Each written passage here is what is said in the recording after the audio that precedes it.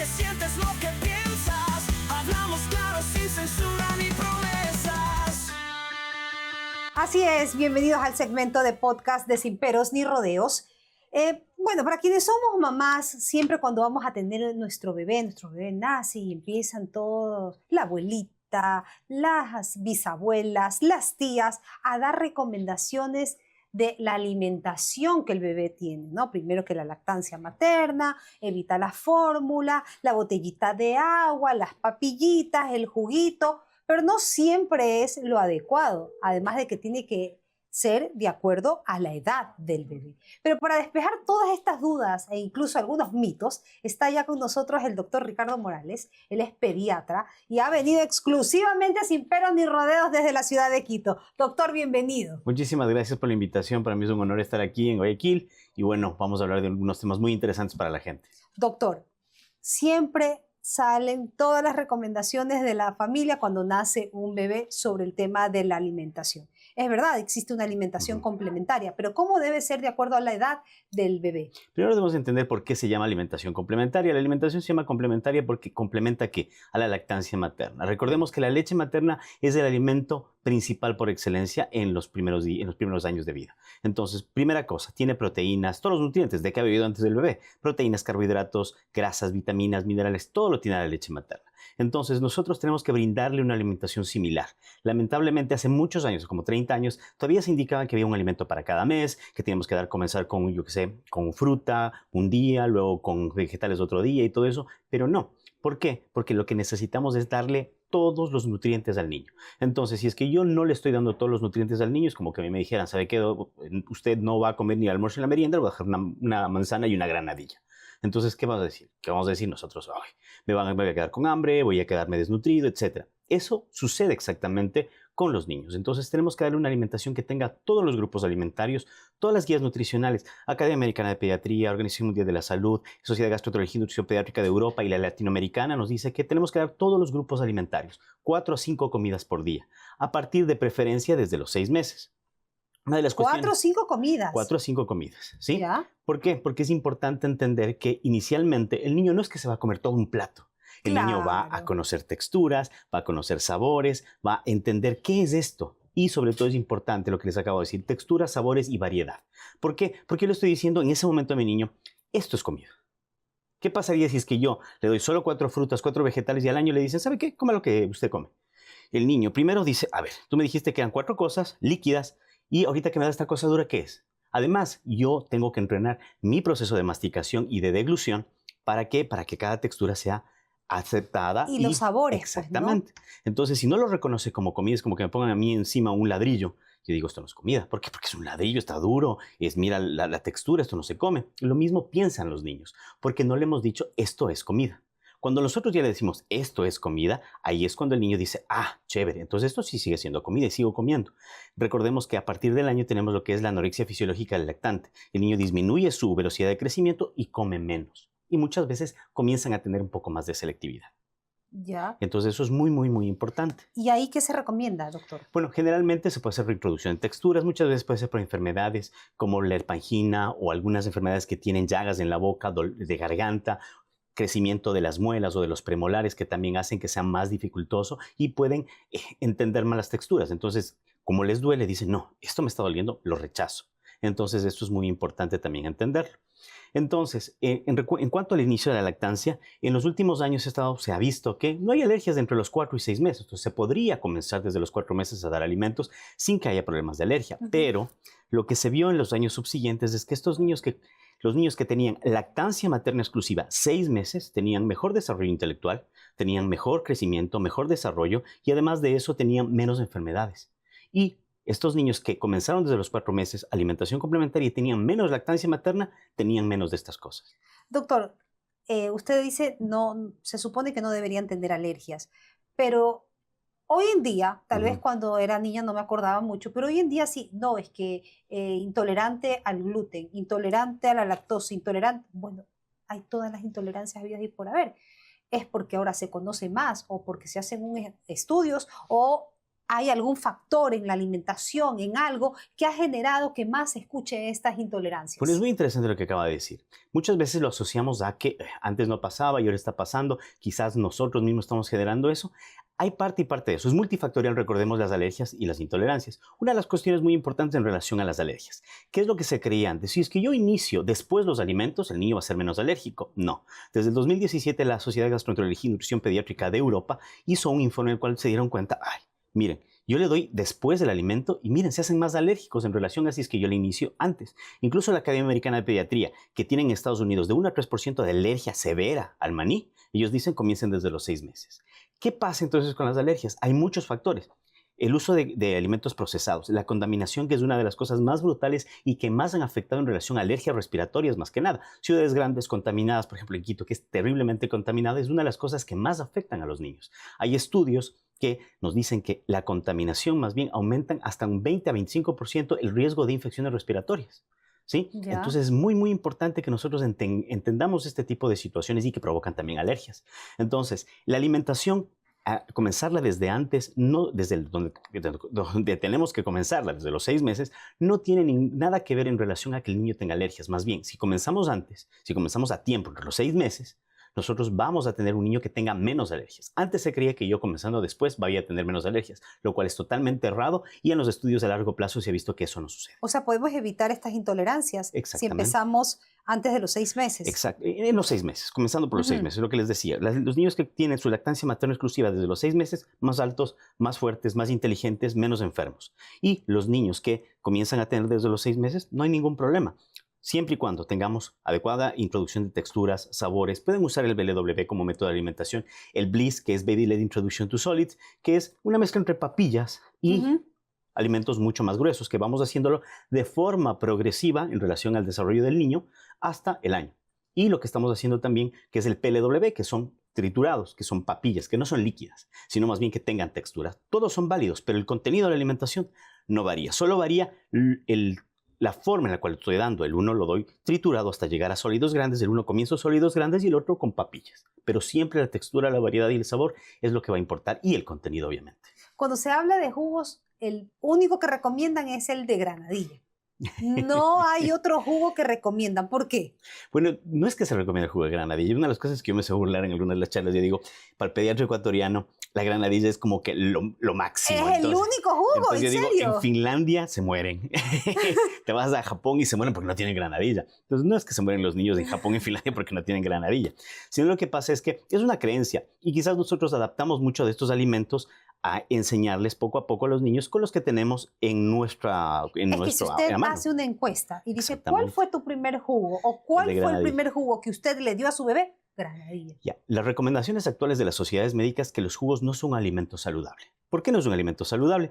¿Por qué? Porque es la pulpa del jugo diluida y encima muchas veces más añadido azúcar. No es un alimento sano e incluso puede, primero, disminuir la percepción de el resto de texturas, suplantar otros alimentos. Algunos niños, como suplantan otros alimentos, solo toman jugo y se olvidan del otro, bajan de peso. Y otros niños que tienden a tomar excesivamente estos alimentos que son con cantidades importantes de azúcares, lo que van a hacer es subir de peso. Entonces, lo que se recomienda es la fruta entera, porque la fruta entera, además de la pulpa, tiene fibra, tiene otro tipo de nutrientes que nos van a ayudar y que son mucho más completos y mucho más saludables a largo plazo. ¿Por qué? Porque lamentablemente los jugos que se venden de forma industrial tienen cantidades absurdas de azúcar. Y darle a un niño azúcar antes de los 2 años aumenta el riesgo de hipertensión, diabetes, enfermedades cardiovasculares y obesidad. ¿Colesterol? Exactamente. Todo ese síndrome metabólico que vemos en los adultos y que ahora estamos viendo. Hígado graso también. Exactamente. O sea, todo estamos viéndolo y ahora en niños de 8 años, 10 años que tienen obesidad, que tienen hígado graso, que tienen alteración en su colesterol y triglicéridos. Entonces, es una cosa impresionante. Si vamos a Estados Unidos, donde tenemos peor este tipo de situaciones, tenemos niños con bypass gástrico, niños que tienen hipertensión, que tienen diabetes tipo 2. Entonces, este tipo de cosas tenemos que evitarlo. ¿Y por qué se dan? Me preguntan a veces, pero doctor, si hemos comido azúcar todo el tiempo y no ha pasado nada. No es eso.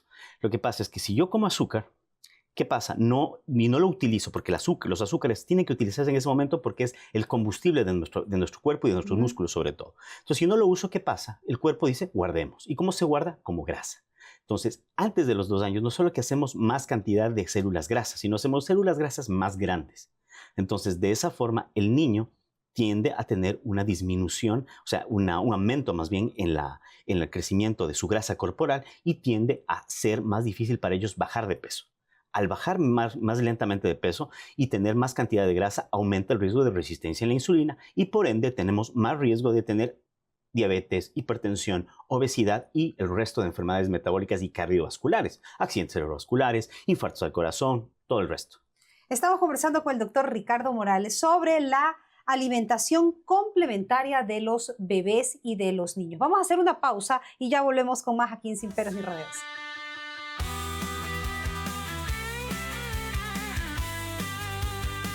Y regresamos a Sin Peros ni Rodeos, a nuestro segmento podcast, el que más les gusta a ustedes y también el que más nos gusta a nosotros. Estamos conversando con el doctor Ricardo Morales, él es pediatra, sobre la alimentación complementaria de los bebés. Hay muchos mitos que solo el juguito de granadilla, o que tiene que darle agüita, o tiene que esperar ya al año recién para introducir otro tipo de alimentos, cuando realmente el desconocimiento hace que caigamos en errores que pueden ser muy perjudiciales para nuestros hijos, doctor. Sí, bueno, eso es importantísimo. Una de las cosas que tenemos que entender es que siempre la medicina está en constante cambio. Entonces, como la medicina está en constante cambio, nosotros lo que tenemos es dos cosas. Primero, nuestro escudo, que yo siempre les digo a las mamás, la información adecuada. Tenemos academias como la Academia Americana de Pediatría, la Asociación Española de Pediatría, la Organización Mundial de la Salud, que tienen páginas que no son para médicos, porque muchas veces el lenguaje es diferente. El lenguaje tiende a ser un poquito más técnico en relación a este tipo de cosas. Pero una de las guías, por ejemplo, que siempre les recomiendo a los papás, que es de la Asociación Española de Pediatría, no solo es para padres, sino también para médicos, pero es un lenguaje tan entendible y tan bien hecha que pueden acceder a ella sin ningún problema. Entonces, en eso también tenemos que entender que la introducción de los alimentos no es una receta. Tal proteína, o sea, pollo, que la granadilla, que la manzana, tal mes. No existe eso. ¿Por qué? Porque lo que nosotros se han visto en todas las investigaciones es, por ejemplo, 6 meses se puede introducir pescado y mariscos sin ningún problema. Por ejemplo, en Quito, en la sierra, introducir los pescados y mariscos es como que, ay, Dios mío, es que se van a morir. Acá también. No es lo que pasa. Entonces, mucho más allá. Pero, como siempre les digo, es una de las cosas importantísimas donde nosotros tenemos que entender esta situación. ¿Por qué? Porque estas proteínas no hay ningún problema en introducir alimentos que, entre comillas, se puede llamar alergénicos.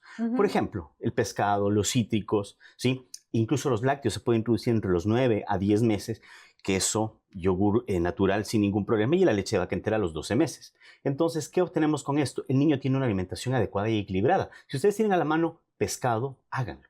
Si es que ustedes tienen a la mano pollo, pueden hacerlo, pero tienen que tener todos los nutrientes, macronutrientes, proteínas, carbohidratos, grasas, micronutrientes, vitaminas y minerales que están en los alimentos. Dar vitaminas tampoco es una indicación. ¿Por qué? Porque no se necesita, a menos de que el niño esté demostrado clínicamente, incluso muchas veces por laboratorio, que hay un déficit de algún micronutriente, vitamina B, etcétera. Pero no es algo que se está diciendo en las guías de alimentación complementaria. Incluso en la guía latinoamericana de alimentación complementaria nos dicen que a menos de que tenga algún déficit, no se tiene que dar ningún tipo de suplementación de vitaminas. ¿Por qué? Porque si yo enseño a un niño que tenga una alimentación adecuada y equilibrada, lo va a tener por el resto de su vida. O sea que este tema de que déle el multivitamínico con todo el abecedario ahí incluido no es recomendable. No es recomendable, ¿por qué? Porque Dios mío, santo, ¿qué estaba haciendo? Porque las vitaminas, la mayoría de ellas que están en los multivitamínicos son hidrosolubles, ni siquiera se absorben. Si se toman en exceso o de forma en cantidades altas, lo que va a hacer es eliminarse por la orina. Yo lo que suelo decirles es que orinan más caro. Porque no he hecho las vitaminas más alto, más guapo, más inteligente a nadie, si no yo midiera un 80. O sea, Entonces, que esas gomitas... O sea, no es que están mal, pero no es que les van a hacer crecer, no le pongan a la fe en ese tipo de cosas, ¿sí? O sea... Y muchas veces tienen azúcar, ese tipo de vitamínicos. Claro. Entonces no es lo más adecuado. Uno lo que piensa es una barrera para que tal vez no se enfermen tan rápido, tienen todas las vitaminas como complemento de la alimentación. También es otro mito ese. O sea, la vitamina C, por ejemplo, que es la más mitificada en relación a esto, tiene muy poco valor dentro de la parte del sistema inmunitario. Tiene más valor en relación a la parte de la piel, si quieren una piel bonita, una piel muy tersa, como antioxidante. O sea, a nuestra edad sí, pongámosle fe a la vitamina C. Exactamente. ¿Por qué? Porque la vitamina C, pero tampoco tomarla en exceso, porque mucha gente puede tener una predisposición a hacer cálculos de ascorbato de calcio, por ejemplo, y tener, el único que se va a beneficiar es el urólogo por los cálculos. Entonces, una de las cosas que siempre hay que tener en cuenta es, primero, tener una alimentación equilibrada. Si yo tengo una alimentación equilibrada y yo le doy a mi niño una alimentación equilibrada, ¿qué se ha visto en los estudios? Que estos niños que tienen una alimentación adecuada y equilibrada comienzan a tender a comer menos cantidad de azúcar, cuando ya son niños, incluso adolescentes y adultos, menos cantidad de comida chatarra, menos tendencia a tener hábitos como el tabaco, como el alcohol en exceso, y también a tener una vida más saludable teniendo hábito de hacer ejercicio. Entonces, todo va muy relacionado. Entonces, por eso es una de las cosas que nosotros siempre les decimos siempre tenemos que decirles esto a nuestros pacientes, a los papás de nuestros pacientes. Si es que el niño le aprende a comer bien, todo completo, va a tener un niño que va a entender que los vegetales son parte de la alimentación y que no es un castigo ni una situación horrible. ¿Por qué? Porque dentro de los buenos hábitos de alimentación no tenemos que castigar, no tenemos que premiar. La comida tiene que ser un acto fisiológico de alimentarnos y de compartir con la familia. Yo una vez le pregunté a un doctor, ¿cuál es el mejor multivitamínico? La cuchara. Exacto. Así, yo. Me estoy viendo la cara. Pero con lo que usted me está diciendo tiene muchísima lógica. Exactamente, porque no hay ningún estudio que haya demostrado en medicina siempre tenemos que hablar con evidencia. O sea, yo no puedo decir, no, esto sirve, pero ¿por qué sirve? Sirve porque hay estudios que se llaman metaanálisis o revisiones sistemáticas, no solo un estudio pequeño, sino estudios de estudios que han sido validados, revisiones por pares y cosas por el estilo, y revisión por sociedades médicas de mucho prestigio, Academia Americana de Pediatría, como les digo, la Asociación Española de Pediatría, que en realidad nos dicen, miren, saben que hemos revisado y hemos visto que estas cosas les sirven a todo el mundo. Por favor, pongámoslas en práctica todos, porque esto va a beneficiar a nuestra sociedad. En sociedades como la de Corea del Sur, por ejemplo, en las cuales se vio cuáles son los factores que más han incidido en que este país, que la Segunda Guerra Mundial estaba quebrado, a ser una potencia: lactancia materna, educación y alimentación. Esas son las cosas que ellos verificaron a largo plazo que mejoraron para la sociedad, porque si nosotros a cada individuo le damos el potencial, más bien dicho, de que tenga una alimentación, una buena educación. Si tiene alimentación, tiene mejor rendimiento, mejor neurodesarrollo, lactancia materna, que también ayuda mucho en esto. Y en relación a esto, tenemos un individuo, y esta cantidad de individuos en nuestra sociedad va a mejorar el país. Bueno, yo creo que está clarísimo el tema de la alimentación complementaria y ahora usted dice lactancia materna, ya nos quedan poquitos minutos. A veces hay mamás que pasan el año y siguen dando leche materna. ¿Hasta qué edad es recomendable darle? Porque lo que siempre dicen es libre demanda, ¿no? Sí. Cuando recién nacen los niños. Pero ¿hasta qué edad se puede dar? Hasta cuando la mamá y el niño lo quieran. Pasado incluso la recomendación mínima de la Organización Mundial de la Salud es hasta los 2 años. Exclusiva, ¿qué significa exclusiva? Porque dicen, a mucha gente cree que exclusiva significa que hasta aquí nomás doy, hasta los 6 meses. O solo leche. Solo leche, ¿por qué? Porque damos leche materna más alimentos. La leche materna sigue dándose como un eje de la alimentación complementaria. Recordemos que en la alimentación complementaria, entre los 6 y 8 meses, vamos entre 20 a 30% de comida y 70 a 80% de leche materna. Y después, en 9 meses al año, vamos a tener 50-50. Quiere decir que la leche materna sigue siendo un eje importante porque ayuda nutricionalmente. Esa es pura agua, no. Incluso pasados los 2 años se ve que tiene gran cantidad, todos los nutrientes, más cantidad incluso de ácidos grasos de cadena larga que sirven para el neurodesarrollo. Disminuyen el riesgo de enfermedades mentales, hay mejor desarrollo psicológico y emocional. No, es que sí son mimados. No, mentira completamente. Incluso hay madres que después de los 2 años pueden seguir dando de lactar sin que eso sea un problema. Acaba usted de aclarar un mito, porque dicen, no, es que ya después del año, ya esa leche no tiene nutrientes. Absolutamente es falso. mañosería. Eso es absolutamente falso. O sea, esto lo dice la guía clínica de lactancia materna más allá de los 2 años de la Asociación Española de Pediatría, donde incluso se analiza que las propiedades inmunológicas que mejoran las defensas en los niños realmente sirven todavía después de los 2 años. Sirve la parte de acompañamiento al niño, de apego, y ese apego es un apego sano, es un apego positivo, porque se ha visto a largo plazo que estos niños tienen mejor relación como adolescentes, ¿sí?, con los padres, que estos niños tienen menos riesgo de depresión, de ansiedad, de enfermedades mentales, y también que estos niños tienen mejor desarrollo psicoemocional, más bien totalmente lo contrario de lo que se piensa, y mucho más la parte nutricional. Perfecto, muchísimas gracias, doctor, por habernos acompañado el día de hoy. Yo creo que está clarísimo este tema de la alimentación complementaria, que es tan importante, y también conocer aquellas creencias de la época de la abuelita o esos mitos, como el que le decía en este momento de la lactancia materna, de que sí, que la leche ya pierde sus nutrientes, ya tienes que como que independizarte un poco de tu hijo, incluso hay implícito muchísimas cosas como las que usted acaba de describir, ¿no? Salud mental, apego emocional, sano con nuestros hijos. O sea, realmente la lactancia materna es un eje que ha favorecido mucho a los niños siempre, desde el inicio de la humanidad. ¿Por qué quitárnoslo? ¿Por qué quitárnoslo y reemplazarlo por algo que realmente no va a llegar al mismo nivel y a la misma mejor, o sea, el mismo valor nutricional, emocional, psicológico y de todos los aspectos que va a nutrir no solo el cuerpo, sino va a nutrir el alma y el corazón no solo del niño, sino también de su madre? Perfecto. Hemos estado conversando con el doctor Ricardo Morales, a quien le agradezco Muchas por gracias a habernos usted por la invitación, acompañado María. el día de hoy. Él es pediatra. Hemos hablado, como les decía, sobre la alimentación complementaria para los niños. Escúchela. Esta queda grabada, obviamente, en nuestros canales, tanto de Facebook como de YouTube. Los extractos en nuestras cuentas, que tienen que seguirlas, @sinperosnirodeos, en Instagram, en TikTok, y también en Spotify. En unos días va a estar subida por completo esta entrevista para que también la pueda ir escuchando. Se despide Elsie Ballerino deseándoles que tengan una excelente tarde.